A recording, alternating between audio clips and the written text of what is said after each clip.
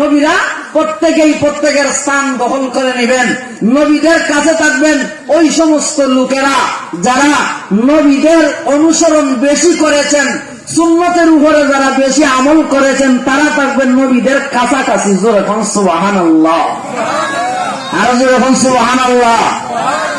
তাহলে নবীদের কাছাকাছি থাকতে হলে আমল লাগবে, নবীর সুন্নত অনুযায়ী আমল করতে হবে। এখন আমল ছাড়া কি নবীর কাছে বসা যাবে? আরো যেরকম নবীর কাছে বসা থাকবে। নবীর প্রতি যার যত বেশি ভালোবাসা হবে, কিয়ামতের মাঠে উনি নবীর কাছে থাকবে। আল্লাহ রাসূল হাদিসে বলেছেন, আল মারউ মা'a মান আহাব্বা। আল্লাহর নবী বলেন, যার সাথে যার ভালোবাসা, তার সাথে তার হাসর হবে।